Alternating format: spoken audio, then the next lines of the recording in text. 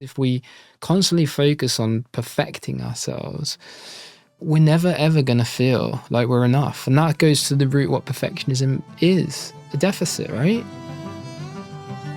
That's Thomas Curran, professor of psychology at the London School of Economics. I'm Leah Smart, and this is Everyday Better.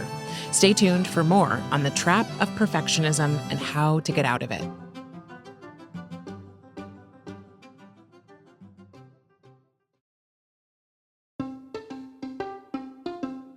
Hey everyone, from LinkedIn News, I'm Leah Smart, and this is Everyday Better, a personal development podcast where every week I sit down with some of the world's brightest minds and bravest hearts who use science and story to share strategies for how we can flourish individually in relationship to others and the world around us. So I have a question for you perfectionists out there. When was the last time you were praised for your perfectionism at work or in your family? How about the last time you patted yourself on the back for it, even wearing it like a badge of honor? Okay, no shame here. I've done the same thing. But if, like me, you've expended a bunch of energy concerned about how perfect you are at work, how perfect you look or feel or behave, you know that perfectionism is far from an enjoyable experience. Today, we're exploring the trick and trap of perfectionism with Thomas Curran. He's a professor of psychology at the London School of Economics and the recent author of The Perfection Trap, Embracing the Power of Good Enough. Thomas is a recovering perfectionist himself, so his book and research talk about the origin of perfectionism, how it's really coming from a feeling of deficit, and how the more we try to hide behind it, the less connected we actually feel to others. Now, this topic is a complex one because perfectionism feels self-protective. But when it comes to our emotional well-being and the ways we do or don't flourish at work, it is just not a sustainable practice. Plus, perfectionism isn't harmful to just you as a perfectionist. It also harms the people around you, your colleagues, your family, your community, not to mention your future self. Here's Thomas. I really wanted to write a book to dispel a few myths about perfectionism that I'd sort of accrued as I'd done the work in the area. I mean, I come from a psychology background, at a PhD, so I'm in the weeds of this topic and do a lot of lab-based studies and all that sort of stuff. But when I got out of that bubble, started to talk to people about perfectionism, one of the things that became evident to me was that we kind of see it as a badge of honor, like something that we carry around with us as a signal of strength. And it didn't sit right with me because that conflicted with the work I was doing. I was showing time and time again that perfectionists really struggled. They had a lot of mental health difficulties. They would procrastinate a lot. They would worry about small things. They would overgeneralize mistakes and all this negative behavior. And so I really wanted to know more what's going on as a society. Are we taking on perfectionism more and more? And if so, is that maybe a warning sign that there's something awry here? So I did a big study showing perfectionism is rising, which kind of chimed with my anecdotal experiences. And then suddenly there was a lot of press interest and I did the TED Talk and finally here I am writing the book. So that's the journey. Yeah. You talk about the fact that perfectionism actually has roots in feelings of deficit. Yeah, it's so important you start there with perfectionism. Yeah. Because otherwise you can get confused between similar traits, things like conscientiousness, meticulousness, diligence. All these things are great. But perfectionism is differentiated from those things by its starting point, its deficit starting point. Perfectionism is ultimately about not feeling like we're good enough, not feeling like we are competent, feeling at some level deep down that we have shortcomings. And really it's about trying to repair those shortcomings, trying to conceal those shortcomings from the world. And that's where all that energy comes from. That looks like conscientiousness. It does, all that tinkering, iterating, it's nervous, anxious energy. And on the surface, it can look like high standards, but actually it's insecurity. And that's, once you start there with perfectionism, you can really begin to unpack what it does to us and how it impacts on things like performance and well-being. So, okay, I want to go like a little philosophical here because you're saying then perfectionism is a challenge of essentially like self-worth, right? Or self-confidence. It is, yeah, but it's a fragile sense of self-worth. It's a very contingent sense of self-worth. Perfectionistic people overvalue their accomplishments, how they look and appear, and undervalue themselves.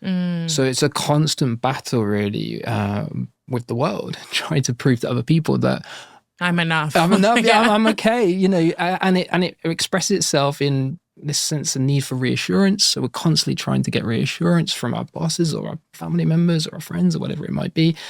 People pleasing is really a very strong facet of perfectionism, trying to make sure that other people like and appreciate us. Worries and hypervigilance about mistakes and self-presentational concerns, all sorts of anxious energy that is associated with how we look and how we appear in the world. This is very common traits of perfectionistic people, and it's all rooted in a fragile sense of self-worth. And so we don't start that way, right? No. So something happens at some point to us that puts us on that path. And I'm speaking for myself and others as a perfectionist. Absolutely. And I think this is something that gets conditioned into us as we develop, right? Because we're told by messaging all around us that in order to be an acceptable and competent and worthwhile human being in this world, that we have to achieve, that we have to conform to certain social standards of image or appearance. We have to make sure that we're excelling in school and college. You need to make sure we have the right friends and we're having the right lifestyles. And it doesn't. God, that's heavy. It's well, if you look around you though, like all you're bombarded with these days, whether it be social media or television documentaries, is how we should be living, right? How we should be appearing. Curran, a psychoanalyst in the 40s and 50s, wrote about the tyrannies of should. And I think she was right then. And if she was around today, she would be even more right today, because this is what we're exposed to all the time. So we grow up essentially not worried at all about how we appear or what people think of us, and we suddenly get to adulthood and those things are forefront in our mind.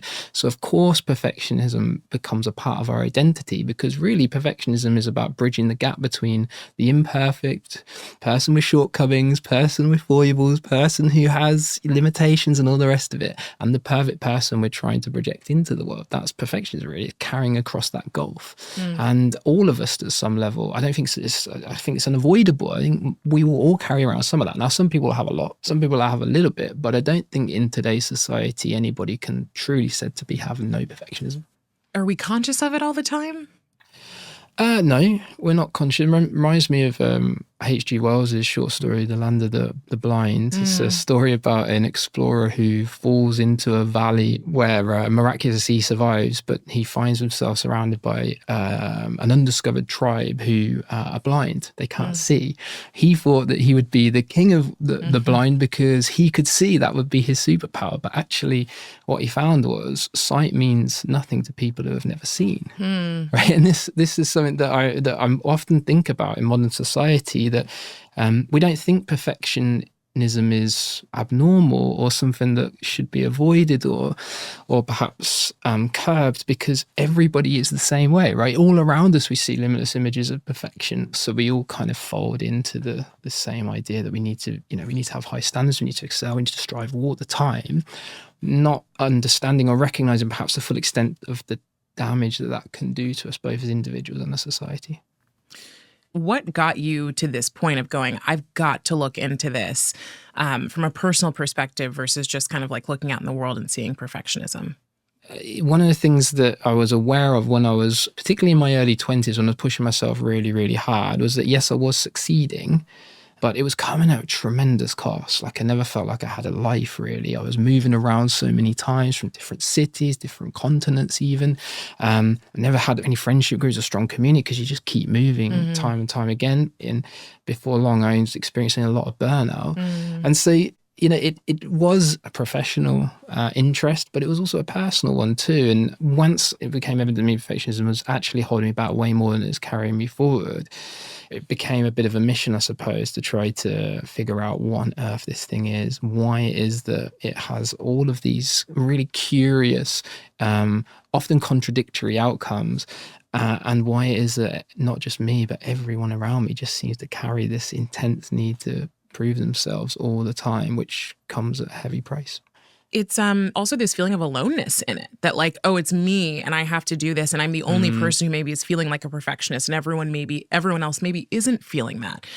So that even like puts your walls up even more to make you feel like you really got to protect this thing, right? This fragile sense of like, okay, am I good enough? Can I make this work? Is this going to be as amazing as I think other people think it's supposed to be? And that's like another assumption we're putting on everyone else, that like we have to be perfect in order to be liked. It's really nice of you to bring up the social piece in terms of how you can actually feel quite alone with perfectionism, because you're absolutely right. Perfectionism is problematic for a number of different reasons. It makes us work too hard. We feel a lot of guilt and embarrassment and shame, particularly when we made mistakes. But what isn't, I don't think, mentioned enough or talked about enough when it comes to perfectionism, how it disconnects us. It's very alienating, perfectionism. It makes us, it removes us from ourselves so that we're trying to be somebody else, somebody perfect, and that creates a lot of inner conflict. But it also alienates us from other people because we're trying so hard to maintain this perfect facade that gets in the way of authentic interactions with other people, because we're constantly in that interaction thinking about how we're being perceived and whether we're saying the right things or doing the right things, right? So we don't talk about this element of perfectionism enough, but I think you've really hit on a very, very important piece of the perfectionism puzzle, and that's that it can alienate us from other people, and that can create a lot of loneliness, social disconnection, which is one of the reasons why it can create a lot of psychological problems too. So I want to jump around because I do want to go back to where it comes from, but I also really want to hear your thoughts on two things. One is perfectionism and procrastination. I never would have realized that those two go together because you assume that, well, real perfectionists get everything done. So I was shocked to hear perfectionism and procrastination go together. Talk to me about that. Yeah, I guess it is puzzling at first. And I think we go back one step. So one of the things that perfectionism time and time again seems to show in the research is that perfectionists put in a lot of effort. They work really hard. We know that. But that work doesn't seem to translate into high performance, because when you look at the relationship between perfectionism and performance, it's negligible, non-existent. That's wild. That's crazy, right? That is like, yes, that's like one of those things where you're like, wait a second, I thought I was taught to be a perfectionist as a child so that I could perform. Yeah. Now, even someone like myself who knows the cost of perfectionism, but has seen in my own life that it has had at least the benefit of making me successful, or at least contributing to that success. To see it hard in the data that it doesn't was crazy. But this is where the procrastination piece comes in, because when you actually start to unpack the relationship to perfectionism and performance, you start to see that it can block progress. So perfectionists work really hard, that's true, but they work too hard. They'll obsess and obsess and obsess so that they create more work for themselves unnecessarily, which creates a lot of burnout, and that's what we see in the literature. But they also do something really curious too. They don't just burn out in heavy measure, they also self-sabotage. And this is where the procrastination piece comes in, because perfectionists, they function reasonably well under conditions of predictability, where there are outcomes that they can control. But when you take them out of that comfort zone, this is where things start to get a bit messier, because once they encounter challenge or they fail, particularly if they fail publicly, you tend to see an avoidance mindset. They go into a safety zone, perfectionists, to try and avoid those feelings that come from failure, shame, guilt, embarrassment. They've shown a weakness to other people that are trying to conceal. That hits their self-esteem hard. They feel worse about themselves, and they start to wonder, have people seen? And what that means is that those feelings are so intense that they don't want to encounter or put themselves in situations where they're going to be exposed in that way. So they tend to withdraw or withhold their effort. See this time and time again in the lab. If you put them in a situation of failure, then tell them, don't worry though, you can have another go. They just don't try the second attempt, because you can't fail at something you didn't try. And if you put everything into it and still don't make it, that's going to look bad on you. And you're a failure, yeah. And it doesn't just look like avoidance, because we can't just avoid stuff at work. We have to get stuff done. What you'll tend to see with perfectionists is they do a very curious thing when it comes to procrastination, where they're given a hard task, find very quickly that they are unable to do it or find it really challenging cognitively. And so they then switch to easier tasks to distract themselves from that hard task. So they might send emails. God. they might check in with a client. They might check in with a client. They might the things that you feel busy. Yeah, you feel busy. It makes you feel better in that moment. But of course, you just damage yourself by the passage of time, because you're not getting done what needs to be done. And this is a very common trait of the perfectionists that do this time and time again, see it in the literature. And we think that's also why perfectionism doesn't translate into success, because they're overstrivers work too hard, burn out, but they also engage in self-sabotaging behaviors that block progress. So as I'm thinking about this, I used to, this is kind of odd, but I would say to myself, well, if I procrastinate, then am I a real perfectionist? Like, I feel some of the perfectionist tendencies, but those two don't go together. So because you're blending these two together, you're also making me realize that perfectionism is really mentally taxing. So you spend a lot more time doing the mental gymnastics and taxing yourself mentally, so your energy goes down. So it's almost like the burnout isn't because you're doing all the work. It's really probably happens in those moments where you're just turning it over and over in your head. Well, the worry is expensive. It preoccupies us. It creates a lot of exhaustion, but it's completely non-productive in a sense that it's redundant energy because it's not carrying us forward. So the best thing you can do, and this isn't an overnight fix, is but just to try to expose yourself to a little bit of stress and anxiety. So, for instance, if you're constantly worried about seeking reassurance, just promise yourself tomorrow that you're not going to go into the office, send off a project or a talk or a piece of code or whatever it might be, and then go straight to the common area of the kitchen and start to just prod at whether that was enough, or whether that was okay, or was it good, like just promise yourself you're not going to seek that reassurance and not worry about it. That's going to be uncomfortable. It's going to engender a lot of anxiety and worry because you're going to really want to know whether what you sent was okay. But the more you get used to just letting it go, not worrying about it, moving on to the next thing, the easier that becomes. And then you can scale that up to bigger things. You can expose yourself to bigger challenges, things that test your perfectionism in bigger ways, like giving a talk maybe if you don't feel that public speaking is your skill set, but just put yourself out there and do it. That's going to create a lot more anxiety, but it is going to be important because it's going to help you grow, number one, but it's also going to challenge your perfectionism. Your perfectionism is the only thing that's holding you back from doing that, from putting yourself in that room and giving a talk, because you think, what if it goes wrong? But sometimes you just got to feel that fear and do it anyway. Before we go to break, let's recap. Perfection and productivity do not go hand in hand.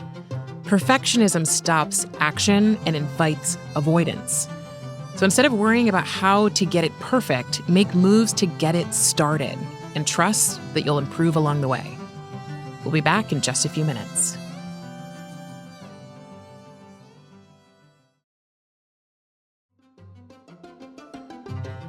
And we're back with Thomas Curran.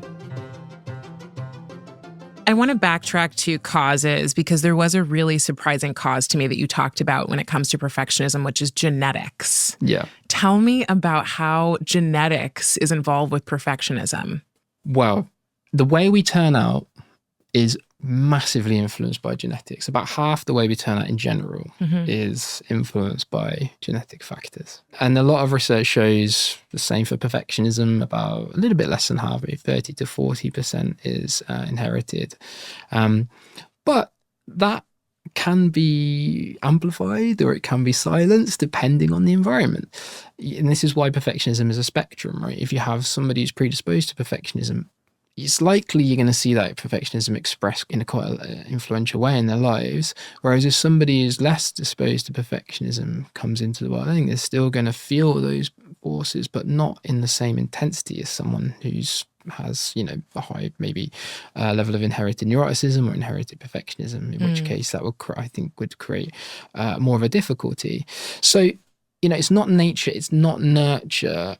We have to think about personality development as an intricate blend of the two and look not only at the genetic factors that we start life with, but also the social factors that we develop into.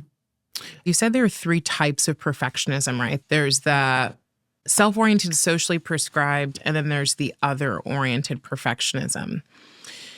I want to understand that in relation to like genetics and culture. Well, let's back up a minute. Let's define them first, and then we can go into the explanation. So self-oriented is perfectionism is a form of perfectionism that comes from within. So it's a high self-set drive to be perfect and nothing but perfect. It comes with self-criticism, but it's the quintessential overstriver. It's the workaholic and all the rest of it. Socially prescribed perfectionism is a form of perfectionism that comes from outside. So not only do I feel like I need to be perfect, but I also feel that other people expect me to be perfect. So a lot of that inner drive is also coming from social factors, and the world around me is expecting perfection, and people are waiting and they're watching and they're going to pounce and let me know when I haven't been perfect. So this is called socially prescribed perfectionism. And the third is other-oriented perfectionism. That's perfectionism that's turned outwards onto other people. So I expect you to be perfect. If you're not, I'm going to let you know. I'm sure a lot of listeners have perhaps had a boss or Oof. someone in their life that expresses those other-oriented tendencies. You know because you don't forget them. This is what Freud would call projection, this projection of high standards, excessive standards onto other people. If I'm pulling myself over hot coals to make sure I'm getting exceptional You're going standards, over them too. Yeah. got to do it too. That's only fair, right? So those are the three forms of perfection you see time and time again in the therapy room and also through empirical work. Now, we know that there is a strong genetic piece to all three of those. Socially and self-oriented are about 30 to 40%, other-oriented a bit less so. We also know from that research that if you're predisposed to self, you're also predisposed to social and vice versa. And so what we think is happening is you're born with a predisposition to perfectionism more generally. And then as you interact with the world, that perfectionism starts to show itself, whether it be self-oriented, if you're in a very, let's say, meritocratic, focused part of the world where there's an emphasis on personal striving and achievement. That would be here for sure in the US. And that's what we see in the data, high levels of self-oriented perfectionism in US populations. Whereas if there's a more focus on social conformity and applying ourselves to rules and norms, particularly when it comes to family, you might see socially prescribed perfectionism being more dominant in those sorts of cultures. Now, that's the interaction I'm talking about between perfectionism that we're born with and then the environment that we find ourselves in. Yeah, and you've talked about the impact on not just people at work, but people who are in school, standardized testing. Do you see a difference in the level of perfectionism or the rise in perfectionism based on age or generation? Yeah, definitely. We're seeing a lot of perfectionism in younger generations. What's really interesting in the data is you're seeing a very strong pickup in socially prescribed. In America, Canada, and the UK right now. Shocker. In fact, so much so that it will overtake self-oriented as a dominant form of perfectionism in 25 years if our models are to be relied upon, and that's not guaranteed. But what that shows us is something really interesting. In the nation of the hyper-individual, pull yourself up with the bootstraps, the American dream, the country of meritocracy, we're starting to see socially imposed pressures to conform to social standards being felt much more heavily among younger people. I think it's a really interesting trend. It's worrying because socially prescribed perfectionism is the one that's most extreme. It has the strongest correlations with mental health difficulties. So for sure, we're seeing a lot of that right now in younger people, and that's expressed in all sorts of different ways: concerns about mistakes, doubts about actions, this idea of fake it till you make it. This wasn't something that our parents had recognized as a way of interacting with the workplace, but this is a kind of new generation of young people who have very different traits, and one of them is much higher levels of perfectionism. And what can we do? I mean, as older generations who are, I mean, I would definitely say I'm someone, like I've said, who experiences perfectionism. You do too. So we have been impacted by it. But as we're watching younger generations come up through the education system, start work, go through college, all of that, what can we do as, teachers, parents, people who can influence them to kind of counteract what the society or the socially prescribed perfectionism is saying? Yeah, I think the main thing is to provide safety. And, that doesn't mean no challenge. That doesn't mean that we can't push kids or our employees when it's necessary. But that does mean that we're providing them an environment where they can feel safe to fail, to make mistakes, to put up their hand and ask a stupid question. There are no stupid questions around here. That should be a mantra for a firm. Also, fake it till you make it is not acceptable around here. We're going to learn it till we make it, and that's the most important thing. Perfectionism is instilled in the household, in schools, and in workplaces almost from the get-go, right? If you start a new job, you've got a docket of inductionary materials that show how high-performing the firm is, how high-performing our employees are, right? This instantly creates How can you be the high performer? And almost if you're not, you're invisible. Yeah, totally. From day one, we're emphasizing and amplifying this kind of idea that we need to excel at all times. And it's the same in schools, right? Young people going to schools, they know it's so important to get high grades because that's going to impact on their future. So if they're bombarded almost from day one with standardized test after standardized test, given so much feedback about how they're doing relative to other people, which can be really scary, there's a constant need, even if we do well, we don't feel like we can stop there. We've got to keep doing it. We've got to keep getting an A, and then another A, and then another an A. And then, of course, that gets down to parents too. They feel that as well. So they're constantly making sure that their expectations are at a level that their kids don't slack, right? Because they also know themselves that that's important. So it doesn't matter where you are along the chain, whether you're a parent, whether you're an educator, or whether you're in the workplace. Perfectionism is emphasized and amplified, and that's why safety is so important. If you within your team can make new employees know that it's okay to make mistakes, it's okay to hit roadblocks and find things tough, but what's most important is that you keep persevering. Same with kids, if they make a mistake or they didn't do very well in a task or a school report, tell them it's okay. Give them a hug. Treat them exactly the same as you would if they did well. Because it's that unconditionality of regard which teaches people that they don't need to rely on other people's approval. And no matter how well they do, as long as they're trying, that's the most important thing. So we're talking about like the challenges of perfectionism. And I think there's this sort of all or nothing thinking that can happen. And I certainly do it. It's like either I'm being a perfectionist or I'm overdoing things, or I'm lazy. It's like there's no in between. But you talk about some of these things like being meticulous, being conscientious, being diligent, and those actually being things that are valuable. So how do we distinguish between when we're being perfectionistic and when we're employing some of these actually like more powerful ways of showing up to get work done, or to, parent our kids, or to, be good in relationship, all the things we're trying to do? Well, it's where it starts. That's so crucial.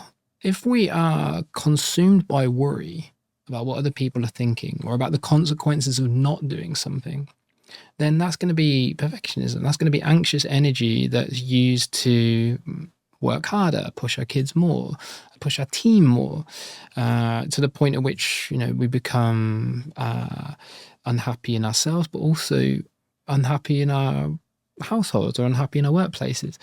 Anxious energy is not a productive way to strive.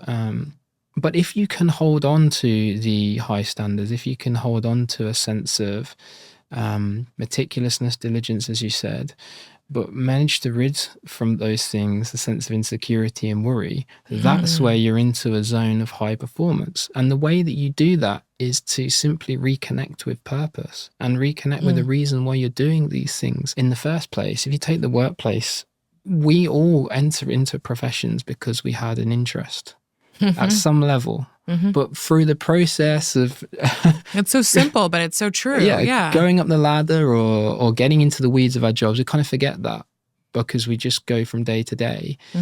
So I'm not saying this is easy, but I do think that it's very, very important that not only do we think about our career and our career prospects, but we also try to hold on to why it is we're doing this. And every day try to find something of the purpose in our work, because that's where the high standards come from. Like, that's where the excellence comes from. And that gives us also space to make mistakes, because we see them as learning opportunities, not terrible examples where we've slipped up and everybody's found out. We're not worried about those things so much because we're focused more on creating, producing, than we are on not looking bad. I love the going back to like, I had an interest, and that's where it all started. I had a curiosity. And so how do I come back to that so that I can continue to sort of anchor myself in that curiosity, or rediscover the curiosity that I've lost because I've moved myself so far away from that through perfectionism. Yeah. Well, I'm interested to know your story, because how is it that you found perfectionism? What are the sorts of things that you found effective? I mean, I definitely am still working through it. My job today is one that I love, and I came to because of a sense of serious, deep interest and purpose in how we live meaningful lives. It's easy to get lost in wanting to do it so well, right? Because it feels so important. So I wouldn't say that I found the perfect, I wouldn't say that I've, of course, perfect. I wouldn't say that I've found the fix. I'd say I'm still working through what that looks like. Yeah, it's really tough. There's no life hack. Correct.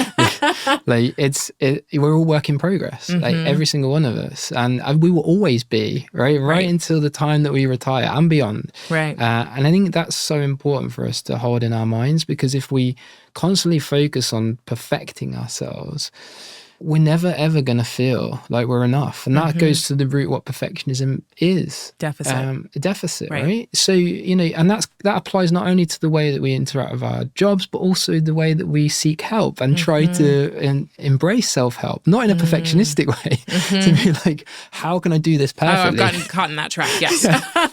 But actually, like, what are the broad lessons that I can carry into the workplace or my parenting or whatever it might be, the broad philosophies that I can take, because there's no one perfect way to engage with work, but there are several important messages and philosophical ways to approaching work that will help us when it comes to our mental well-being and productivity. One of them is focusing on the vocation and the purpose that we talked about, and really making sure we remind ourselves of why we're in the workplace. One of them is being kind. One of them is making sure that we interact with people authentically, right? That we take the perfectionism away from our interactions. But it's not about, and this is how you do it, and this is the step 1, step 2, step 3, step 4. I think it's just about a bit of a mindset shift, I suppose.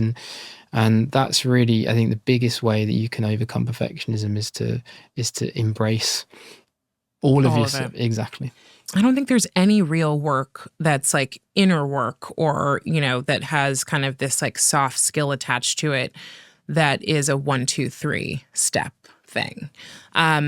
And so that can make growth feel elusive in some ways and almost like we don't know when we're growing all the time. Like we aren't aware of it, right? And I always notice it's like I've grown because I can look back and go, oh, I reacted or responded to something differently. I should say I responded to something instead of reacting, right? And so that starts to show me growth and progress. But how have you seen yourself grow as you've done your own work on perfectionism, or how have you seen others in the lab grow? Well, this is a really interesting point because growth is a bit of a paradox. Growth doesn't thrive under conditions of abundance. When we feel like we're enough, it can only thrive under conditions of scarcity. When there's something more to do. And one of the things that I very much zeroed in on in the book was this idea that what is really underneath the perfectionistic mindset is our sense that we have to continually do more, grow more, be more. And there's always a place for growth. Of course there is. And especially when we're learning something new for the first time, we focus on growth and the malleability of our skills is so, so important. But there also comes a stage where we have to sort of land the plane. Can't keep taking off, right? Yeah. And that's where the focus, I think, needs to flip from an incessant need to continue to improve ourselves to a sense of, okay, so what is it now, having elevated myself to a position maybe of management or built a company or, you become an academic, you got tenure or whatever it might be. What now is going to make sure that what I'm doing is sustainable? Because I can't just continually hold myself in a pattern of growth. That's going to burn me out. And that's where the switch to vocation comes in, because now it's like, okay, what am I leaving in the world? What is this company going to leave in the world for other people to use? It's going to enrich their lives. It's going to make their lives better. That is a switch up in our minds from the pure focus on profit or aspiration or moving ourselves up the ladder to something that's a little bit more, actually a little bit broader and that was much more sustainable.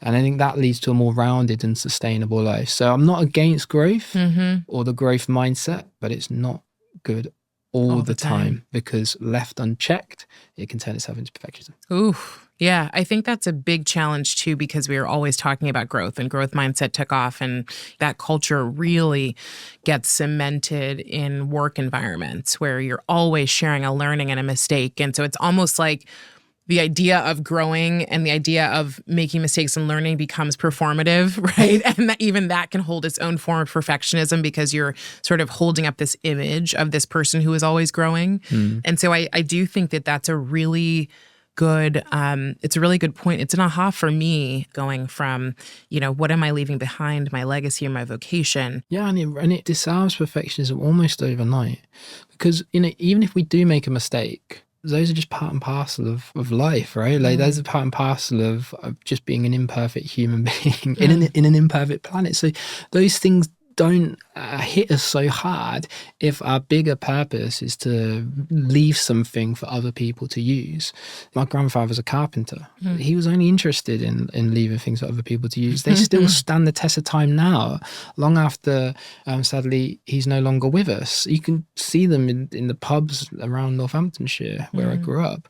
That's legacy. You know, that was his vocation.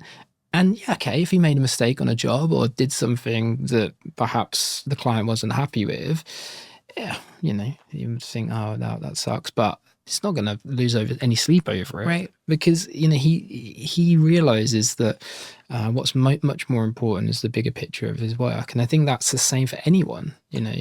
It's really interesting you bring up failure when it comes to growth, because one of the curious things about growth too is that when we're constantly looking to identify failure setbacks as something that we can grow from, the implicit message that sends is that the failure or the mistake is shameful, right? It needs to be rehabilitated in some way on the redemptive arc of growth. So I think the other problem with growth is that it teaches us that mistakes and failure need in some way to be repaired, when sometimes they do.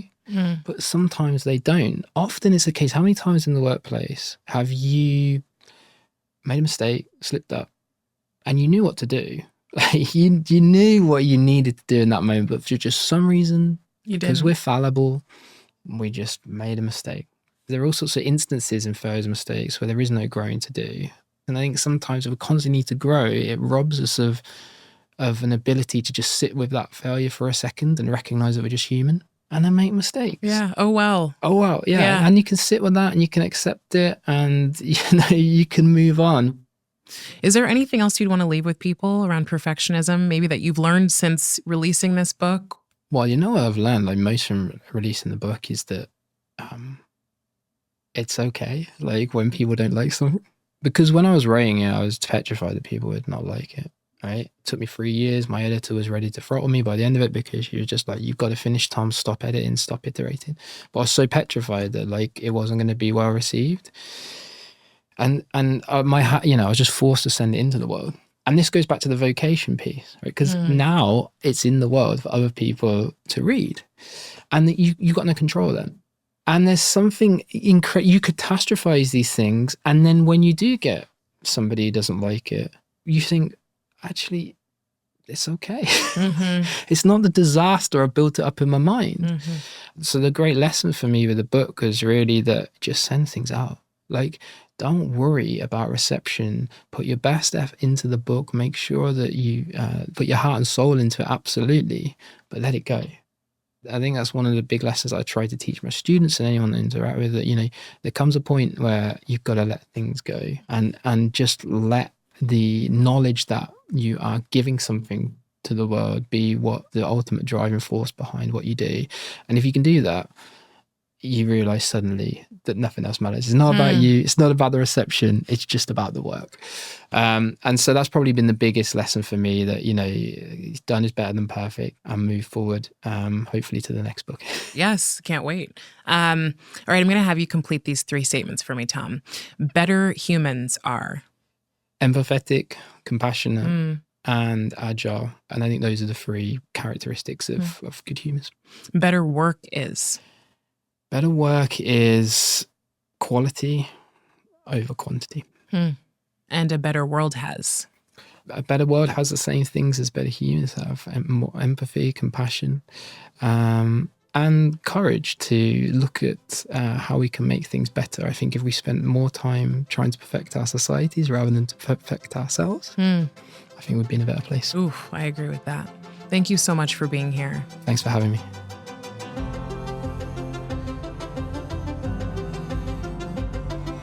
That was Thomas Curran, psychology professor at the London School of Economics and author of The Perfection Trap: Embracing the Power of Good Enough.